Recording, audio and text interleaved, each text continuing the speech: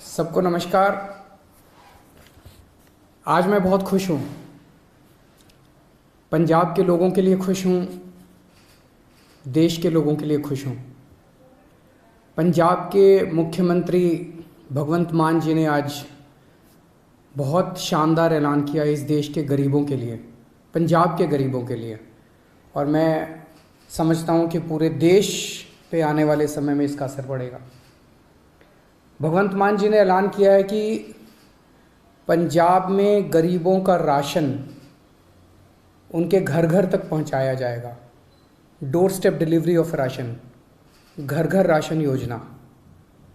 अभी आज़ादी के 75 साल बाद भी एक गरीब आदमी को अपना गेहूं चावल महीने का जो राशन होता है, जो सरकार देती है, वो राशन लेने के लिए लंबी लंबी लाइनों में लगना पड़ता है, छुट्टी लेनी पड़ती है, ढेरों तकलीफ़ें उठानी पड़ती है। आज ज़माना ये आ गया कि एक फ़ोन करो और फ़ोन के ऊपर ऑर्डर करो और पिज़्ज़ा आपके घर आ जाता है, सारा सामान आपके घर आ जाता है, लेकिन राशन लेने के लिए गरीब आदमी को लंबी लंबी लाइनों में लगना पड़ता है।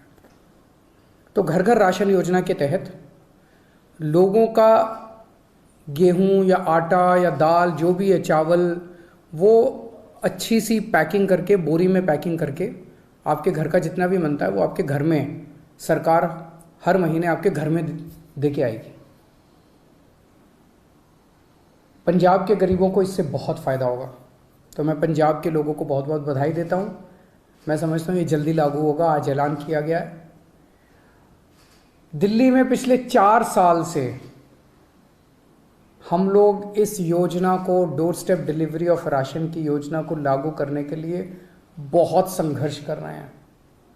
सब कुछ हो चुका था, हमने सारा काम कर लिया था। केंद्र की भाजपा सरकार ने इसको रोक दिया, इसे करने नहीं दिया।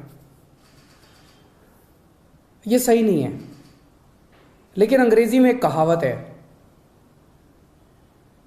You cannot stop the idea whose time has come. जिस आइडिया का समय आ चुका है उसको कोई नहीं रोक सकता, उसको कोई ताकत नहीं रोक सकती, फिर उसके पीछे कुदरत लग जाती है। अब इसका आइडिया आ चुका है, इसका समय आ चुका है, तो ये तो लागू होगा। दिल्ली में नहीं लागू करने दिया, कोई बात नहीं, पंजाब में लागू करेंगे। पंजाब में लागू होगा, सारा देश देखेगा, सारे देश के लोग इसकी मांग करेंगे, पूरे देश में लागू होगा। जैसे आज मोहल्ला क्लिनिक दिल्ली में बने, पूरे देश में बन रहे हैं। दिल्ली के अंदर जो जो चीज़ें लागू कर रहे हैं, पूरे देश में लागू होती जा रही हैं। पिछले कुछ वर्षों में आप लोगों ने सबने देखा कि किस तरह से दिल्ली के लोगों के कामों को रोका गया, किस तरह से हम मोहल्ला क्लिनिक बनाना चाहते थे, मोहल्ला क्लिनिक को 2 साल तक रोक दिया, लेकिन फिर बनाए हम लोगों ने। सीसीटीवी कैमरे पूरी दिल्ली में लगाना चाहते थे, उनको 3 साल तक फाइल रोक दी केंद्र ने। स्कूल बनाना चाहते हैं उनको रोका जाता है, अस्पताल बनाना चाहते हैं उनको रोकने की कोशिश की जाती है। पिछले 75 साल से